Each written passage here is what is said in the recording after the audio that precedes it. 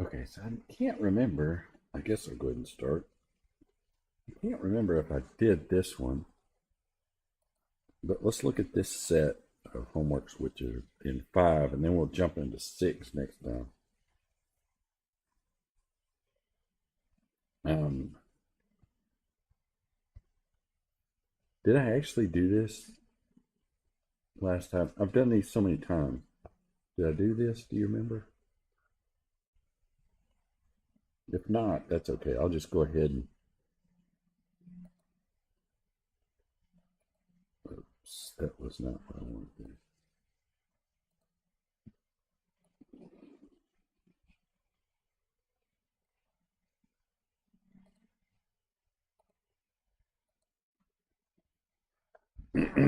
So on this one,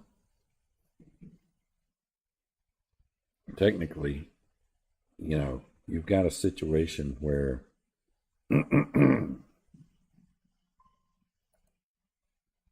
go in, free it from its supports. So to do that, kind of do like that. That's not that great of a setup, but put it over here. And then realize that this thing really can't take a moment. So it essentially has an AX and an AY. And these are both pinned, so it either has to take a tension load or a compressive load.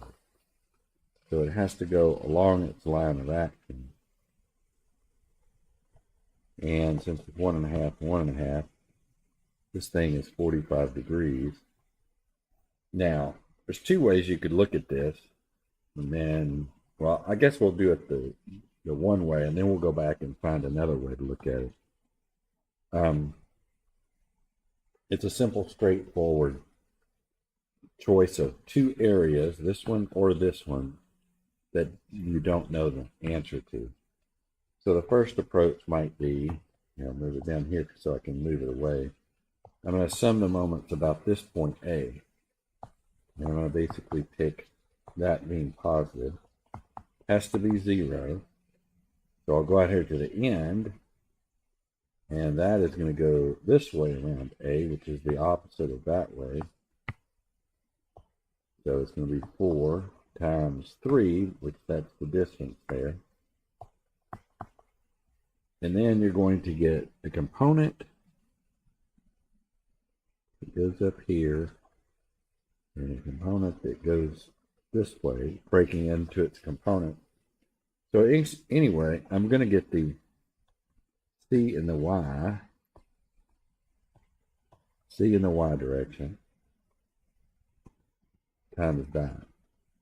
And that is going in the positive direction around A. So C in the Y direction times 1.5. So that tells you pretty much that's 12. But I mean, I can slip this over, move it over, and CY 12 divided by 1.5. Or I can just say 4 times, do it this way. 4 times 3, or 3 is actually 2 times 1.5. And then 1.5 just gives you 8.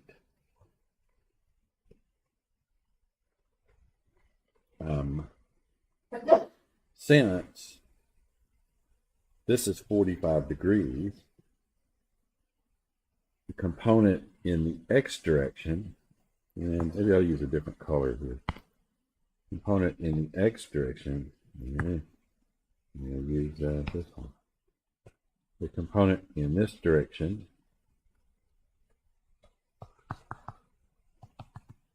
is exactly the same as the component in that direction.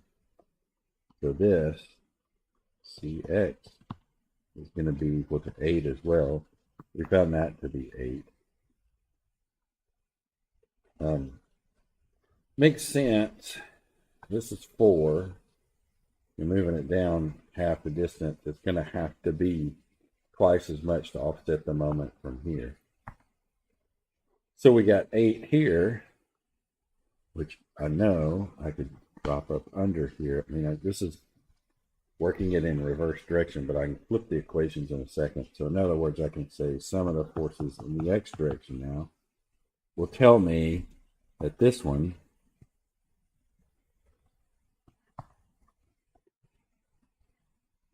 the x is going to be 8 as well.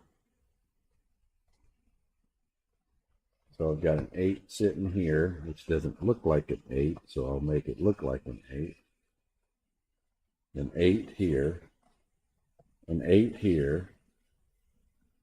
So I can turn around now and do the sum of the forces in the y for everything. And I'll take this 4, this 8, and then this has to be something to offset it. So it's going to have to be a 4 as well. If you think about it now, I didn't put units, but they're kilonewtons. So if you think about it, you step through the problem like that. Now I'm going to play around with a couple things, and now that I've got these numbers here, and this is essentially a 3/4 number. Let me think about this one, whether I want to. I'll tell you what I can do. I'll take this, copy it to the right. We'll try to do the best I can about making the scale the right way. And then I'm going to try to find out some commonalities here. So, because there is another way to work this, if you recognize it, and maybe you're good with geometry, that might be kind of beneficial. I don't know anything else to do except just copy all of it, move it to the right, and then start messing with it. But to do that, I got to make sure I'm copying everything. So I'm going to copy all of this as far as the numbers and everything goes. Do a copy, and I'm just going to slide all the way over here and drop it back. So now we got our answers off of, the free body diagram and everything here. What I'm going to do is use this and try to see if I can figure out something out of it. To do this, I kind of really need to be almost to scale. So if you don't mind, I'm going to try to use, where did it go? There it is, this ruler. So, and it doesn't matter over here, but I'm using this as a base point because he says this is 4. And I'm trying to see if I can figure out. So it's the numbers that you're going to see are either 4 or 8. So I'm going to go ahead, and say, yeah, okay, I'm going to basically try to scale this a little bit. Okay, let me try it again. So I'll start down here and move about right there. And that means 1, 2, 3 divisions is 4. That's interesting. 45 degrees. There we go. What I'm going to do, not that this scale matters that much, but the other one will in a minute. Okay. So if it's, okay, that's why I jumped. Okay. Okay, 1, 2, 3. This is 4. This is a value of 8. So of course that means that these things go down. But now I need to scale this. So since this is 4, I'm going to put it below here.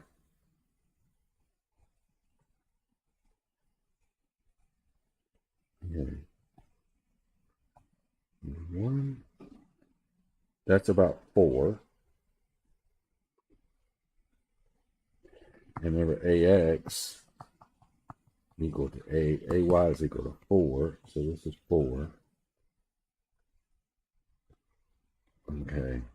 So I'm going to go ahead in here and do an approximate. May not be perfect. Is that right? Let's see. 1, 2, 3. Yeah. So this would be the vector. This is going to be where it's going to go to. Okay, now this is, I'm doing the best I can with the approximation here. I don't know. This is the vector here. This is a vector here. Now, what should happen, and looks pretty good.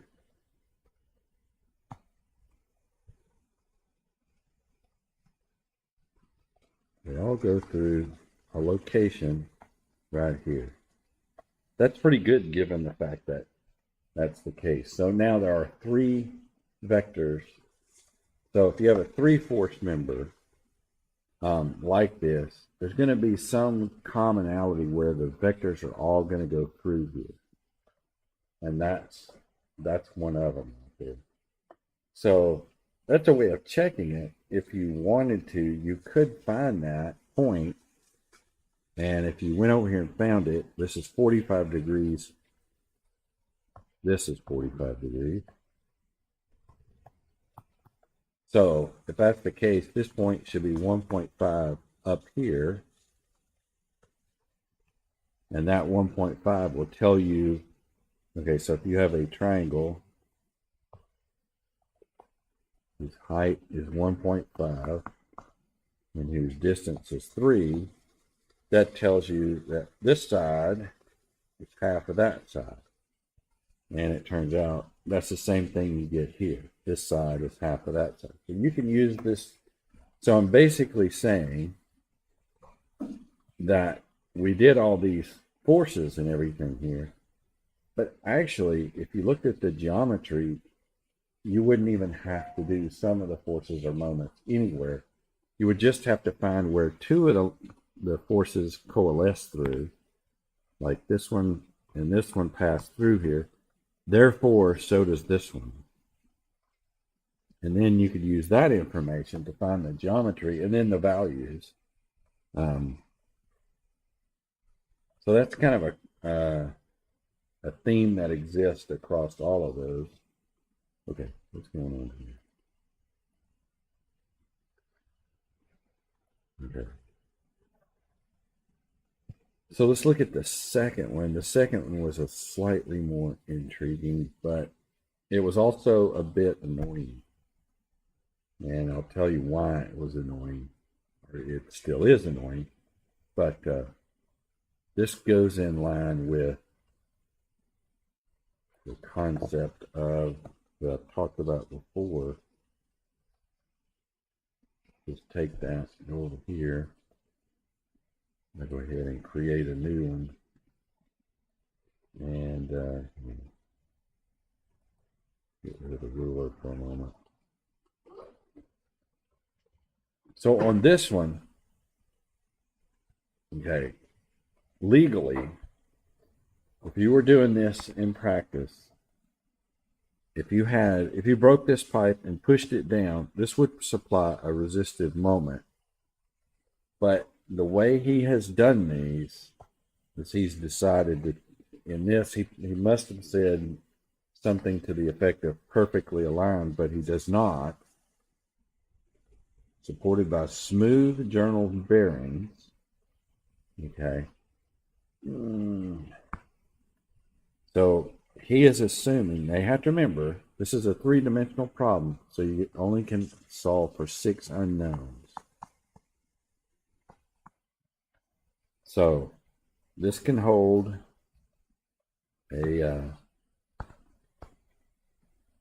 This can hold a force this way. It cannot hold one this way, but it can hold one this way. So line it up with the coordinates here. This should be CX and CY. Now, technically in my mindset and in a reality, it can withstand a moment this way or a moment about Y. It cannot sustain one about X because it can rotate in that bearing, but it can rotate, withstand, or hold back a moment about Z. So can the others, but that immediately puts you past the 6 unknowns. He's given you 3 journal bearings. If you take that concept with the 3 journal bearings, you're going to have 4 unknowns each, and you're going to have 12 unknowns. Now, some of them can be reduced out, but the fact of the matter is you're basically restricted like this. CX and CY. I'm sorry, that's not X, that's Z. B, Z, and you can hold one this way, B on the X, but you cannot, the blue bar can slide through this backwards and forwards, so it won't sustain anything there. Then you can have an AZ and an A along the line. That gives you 6 unknowns. Now, I don't like this, and that's the reason I give this problem, is because this is not really what you would do in practice. The only way this would work is as if these bearings were so thin that they were almost like a very thin metal plate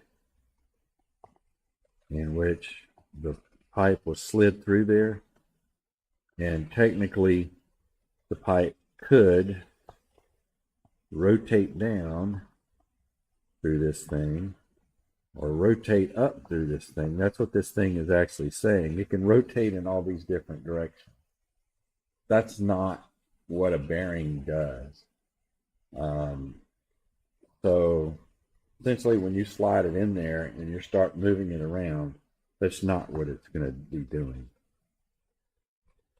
So in this, all you're doing is going through.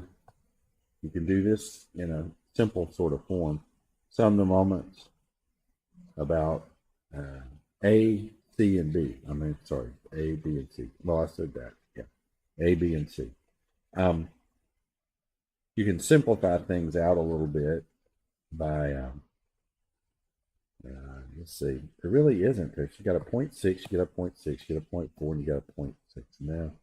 So it's not perfectly symmetrical. So you're just going to have to go through them and say to yourself, okay, I'm going to basically sum the moments, let's say, along this line. So I guess here we'll make one direction positive there. So if I'm doing them along this line, I'm not going to have anything come from the BX and the BZ. And I'm not going to have a moment from the F. So if I'm summing the moments along this line, all you're going to have is a contribution that is this force, this distance, and this force, and this distance. And that's it. And the reason being is this doesn't supply a moment around this sort of Y directive line here. So what you're going to get is CZ, and that is 0.4. And the way I've drawn it is such that I'm getting a moment this direction, and over here I'm going to get a moment. In other words, this AZ produces a moment about that. That's the opposite direction. A, Z, 0.6. So that relates, so this moment along this line relates CZ to AZ. So this is a 0.6. Now, there's a couple, I mean, you got to think, and you can think of this in many other ways. But as you go through this, what you're doing is you're just finding lines along here that you can sort of do that with. So here you've got a relationship along that line. Then you can say, well, maybe I'll do a line along here. And I'll have to choose what's positive and what's negative. So you can say, maybe I'll choose that as being positive. Sum of the moments equals 0. Well, I have CZ, which will go around that line. And CZ is 0.6. CZ. CY will not produce a moment along that. F will. F will produce a moment going in that direction. So it's going to be minus F times 0.6 because this is the same, this 0.6 is the same distance from this line to here as it is from this line to there.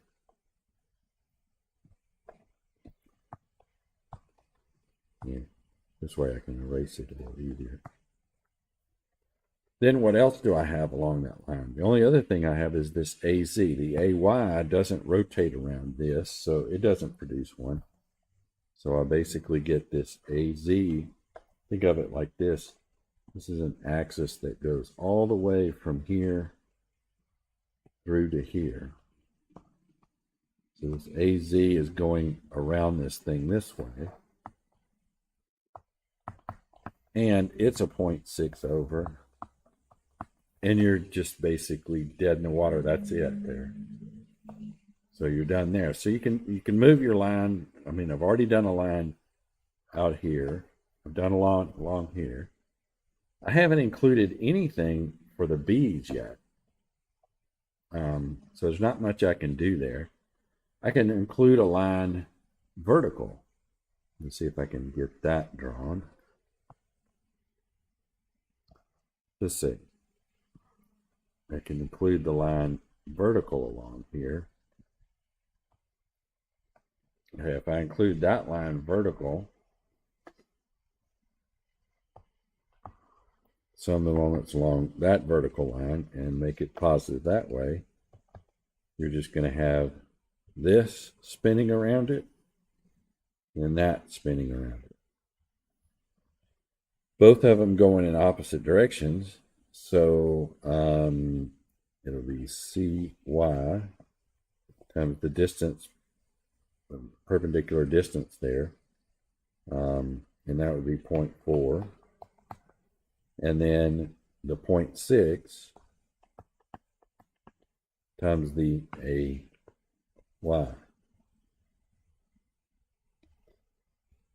So you can just go through these one at a time and do these lines, and then you can actually stop anywhere you want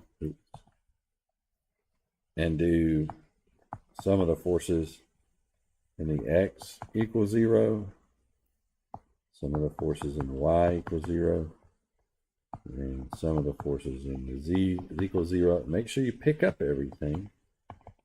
So it's a little bit of a overly complicated drawing at this point, so let me get rid of a bunch of stuff.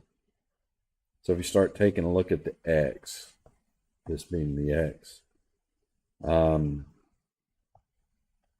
minus BX, there is no CX, and there is no AX, and there's nothing else. So you get that. So you could go here and take that one off the drawing. Then you can do the sum of the forces in the Y being in this direction. You get AY, and you get a CY going in that direction, and that's it. Now you already have a CY and AY here, so you're going to have to resolve how these are operated out, and you may find that they drop out. Then you got the Z, you got an A, Z, you got a minus F, you got a BZ, the way I've done it, and a CZ.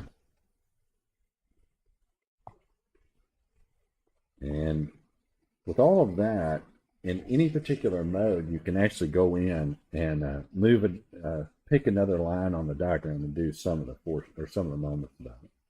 The key about this one, I think, is the assumption that these journal bearings can't withstand any moment, which in reality, if they were really done that way, they could sustain a moment. And that would be fairly normal for them to sustain a moment.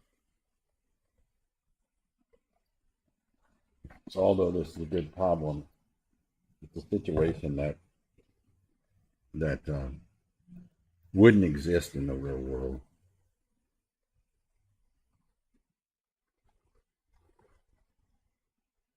And this one's straightforward too. It's here, let me do it.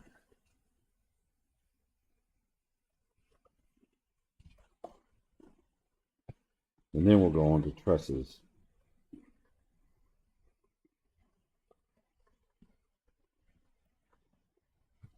See, I did start a new page there.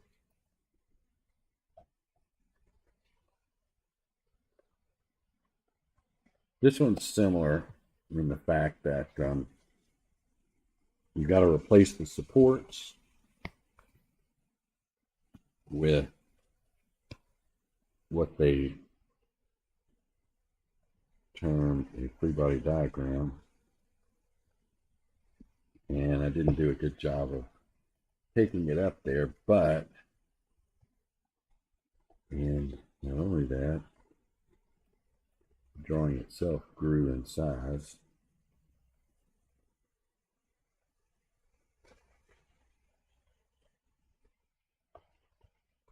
So you can have a force here, and you're going to have, that's a B, this will be a BY, this will be a BX. But this angle, let's see, I guess I could make it a little longer. So if you think about it, it's perpendicular to this. So let's see, if, for example, you close down, let's think about this. If you close this down, then this would progressively move in that direction, and we close this one down. And so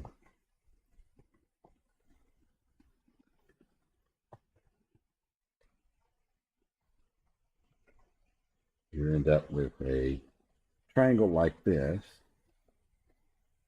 Now the next question, did he give you actual values? Oh, he did. 520, at least in mine, 520. So if you wanted to go one further step, let's see if I can do a good job of going one further step, and that is, okay, so I'll do it on the diagram here. So you're looking for the area of this,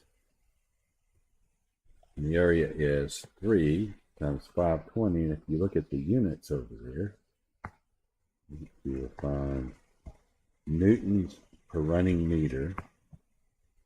So this means there's a force that sits right here that is 520 times this 3, which is the area of this, and then take half of it, and that will give you back that force.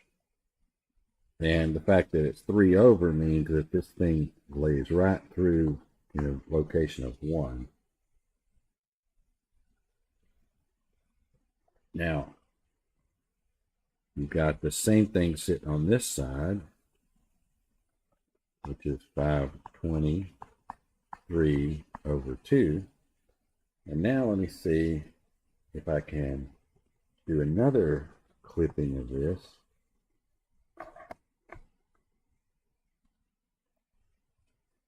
and not have even the distributed load on there.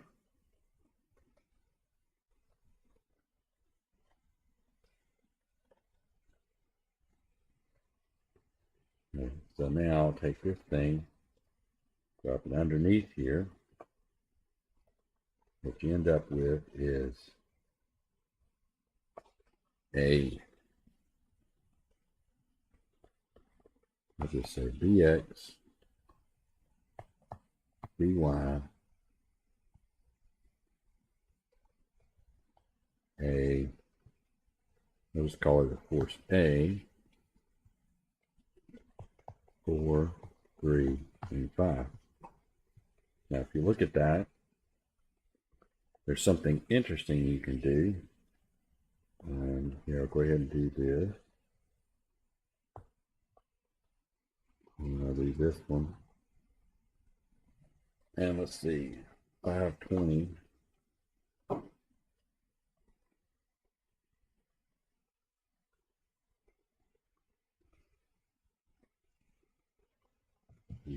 $780 on both of those.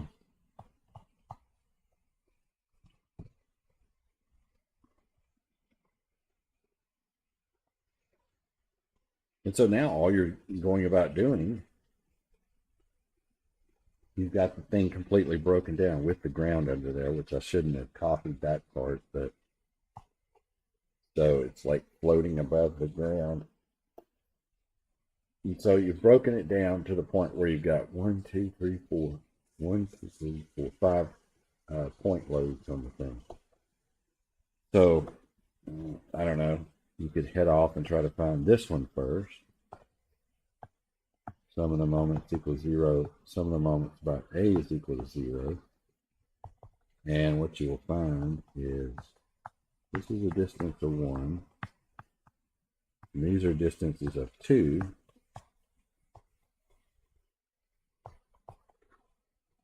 And so what you end up with is going from left to right. I'll take the 780 first. And that's minus 780 times 2, and then another 780. And this time 2, 3, and 4, and plus By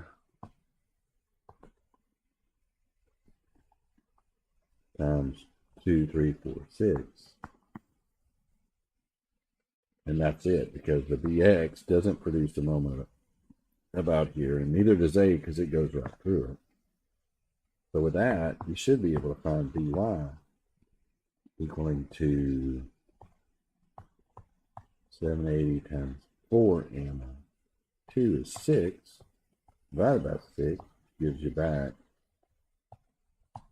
780. The fact that that's 780 kind of makes sense because these two are distributed right about the center, which tells you immediately that if you were to break this into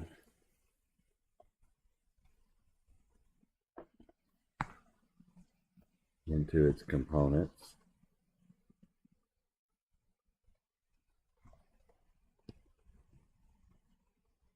give me a second, this would have to be 780 as well.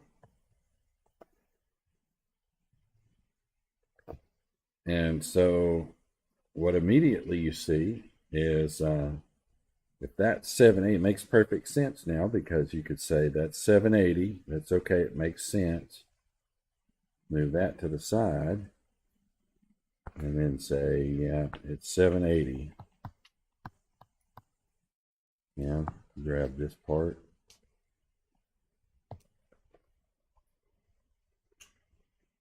Move it to the right. And then you could prove it by saying sum of the forces in the y equals 0. You would have this component, this one, and then you'd have this one. So that tells you right off that this has to be 780. Now, you've got a situation where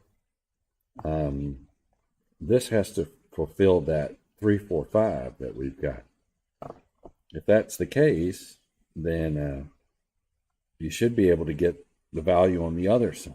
In other words, here I can make it go like this. And so this 3 is to the 780 as 4 is to whatever this one is. So that 4 being larger would be 4/3 of 780 or something.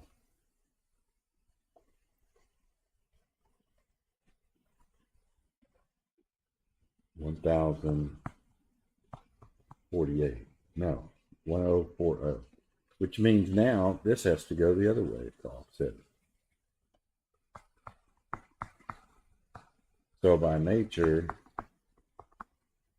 you ended up with something like this. Now here's what's interesting. Now that I have this, you look at the left end of the beam and the right end of the beam, they look equal and opposite. And you have a thing sitting in the center. So if I were to do something, and I'm going to try to do it in a reasonable fashion, if I were to extend these forces out, I would find out that they would go something like this. You'd find this would cross in the middle.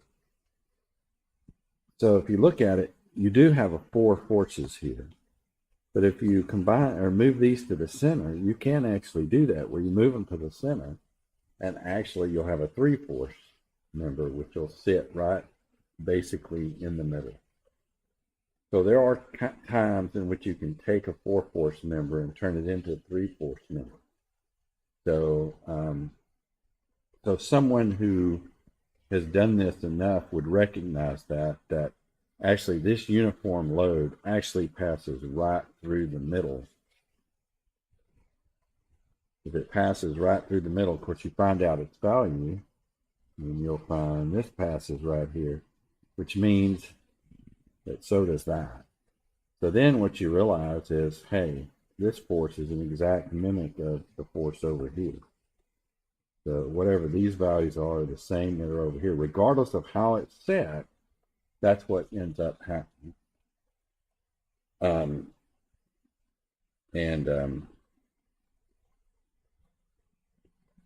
Anyway, let's see. I think that was it, wasn't it? No. Yeah, that was it. So let me start in on trusses here real quick. Yeah. And that is 6. So trusses are really interesting. They kind of form the basis of most everything we've got. So throughout this, we're going to be talking about what he calls simple trusses, or, another term that he might use is only pin jointed. In other words, if you took a truss, take 2 pieces of metal, and you welded them right here, you could actually hold one in the wall and pull like this on. And it'll take a resistance to it. But if you ended up taking a member and drilling a hole and putting a bolt on it, putting this into the wall, and you pulled on it, this member would just rotate. That's all it's going to happen. It's going to rotate about that pin joint. So throughout this, these are pin jointed trusses. They have that restriction. They can't withstand a moment. If you want to do that, now that doesn't mean that they're not analyzable. They are. But throughout this section, throughout this whole chapter, we restrict ourselves to pin jointed. So he starts going in, he talks about this. So here's a gusset plate. I mean, if you actually took 3 metal bars, or they don't have to be metal, they can be wood, and you bolted them with 6 bolts here, and you actually took this member and started turning it down, it would just tension those bolts up, but it would not rotate about it. Now, in something like this, where you had 1 pin and you started trying to move them that direction, this member and this are free to rotate. This is not. So in all of these, this is the assumption. Now, you can get away with it by making an assumption, and it is truly an assumption. You can assume pretty much anything you want, and that is that the forces are only in the axial direction. And that is an assumption, but it's not necessarily reality. In a pin jointed, the assumption and reality are the same thing. And so here he's talking about some of the assumptions. So in that particular case, you can either have a tension load or a compressive load. You cannot have a load that does like this, where say maybe I put a moment over here, and because of that, I would end up having another load here. That means that this bar, so in this particular description, these are bars, but then it would become a beam. It would flex in this way a little bit. That's not what we have. We have only bars. They can only withstand a tension or compression load.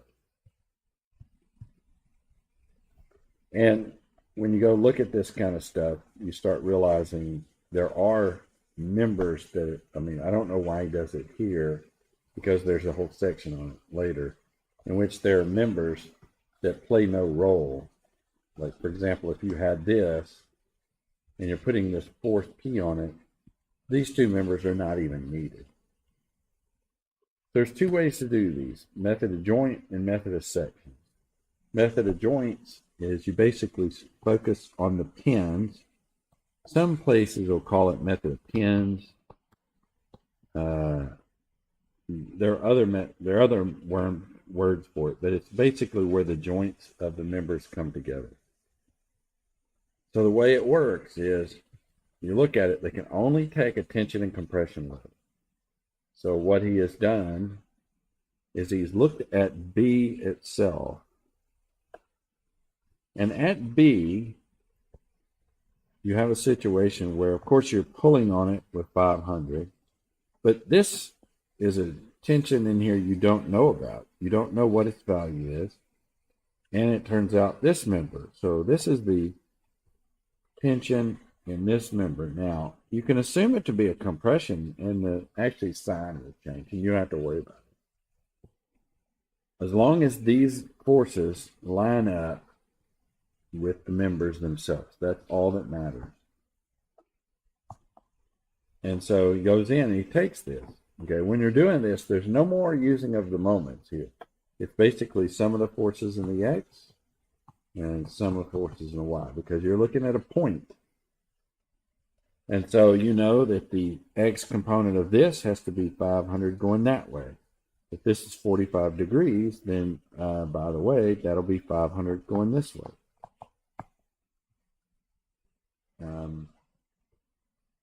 And so he draws it again here. So he's repeated himself.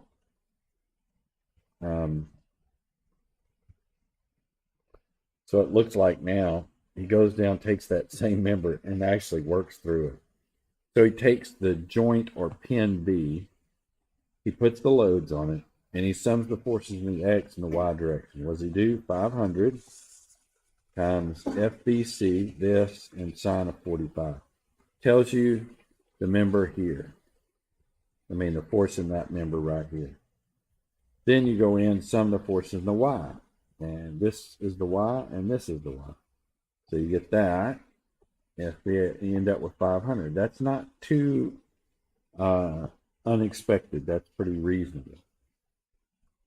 So what you're having is a three forces put at one point. You're summing the forces in the X and Y. You have two unknowns. You do not know this, and you do not know that. So then you progress to C. At this point, you have a force here, you have a force here, and I'm putting them in purposely in the wrong direction, because this and what I've drawn are opposite, but it does not matter. You draw C, you're looking specifically at C, at this free body diagram. You're working off of it in your FCA. And then 707, which you got, okay, here's the key. Whatever the force in the member up here is, it's the same down here, except it's equal in opposite direction. But you notice he has this drawn this way, and it's the same force down here. This is equal and opposite. He figured out what the actual value was in this problem. That's how come he can use the 707.1. And guess what? When you take the cosine of 45, it's not too surprising that you end up back with the 500. And then it's not also that surprising that you end up with the CY equaling to 500 here. Another way you could have proven that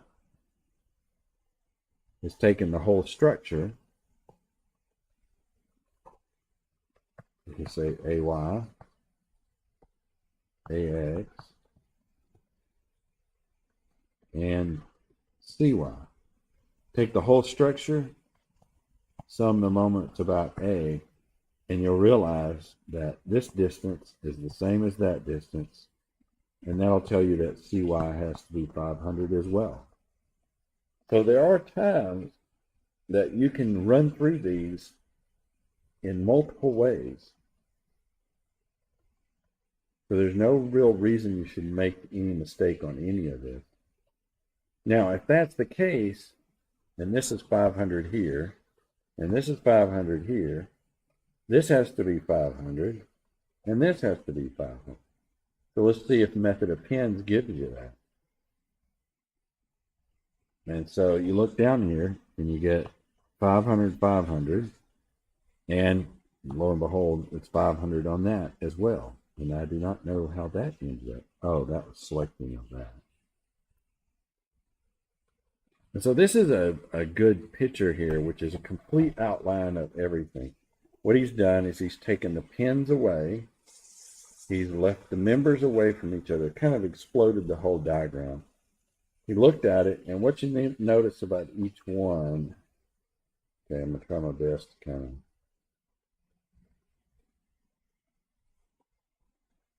that member is in compression.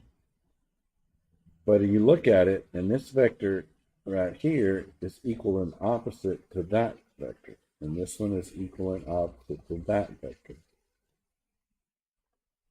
Thing you see here is the same thing. Okay, this one, this member, I can put it in there, is in tension. But you have to realize what we were working on this diagram. We were working on the pin. All of our work took place here. So, but you also notice something interesting here, and that is equal and opposite applies across the board. In other words, notice the application here is equal and opposite the other end of the application. Same thing here. This equal and opposite to whatever you put on here. And this one equal and opposite to what you put on that pin. The information transfers from pin to pin equal and opposite. It transfers from pin to member equal and opposite, and through the whole member equal and opposite. So that's how you determine if you've got compression or tension on each of the members. Okay, and so instead of going on, we got 2 more minutes, and I think we'll just, I was going. So, and that's pretty much it. So we'll convene on convene on Wednesday. Kind of pick back up.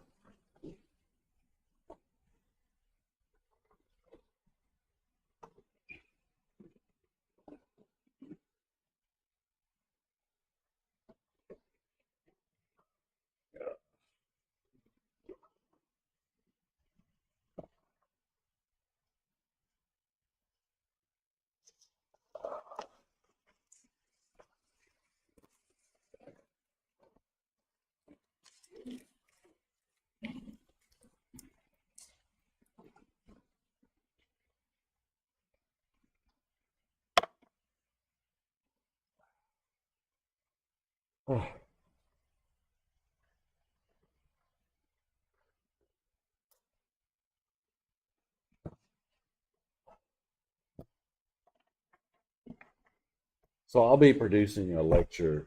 Huh? I'll be producing a lecture to replace the one on Friday. So What do you say? I'm producing a lecture to replace the one from last Friday. Ah, that's Friday. Yeah. So it's okay. Ah,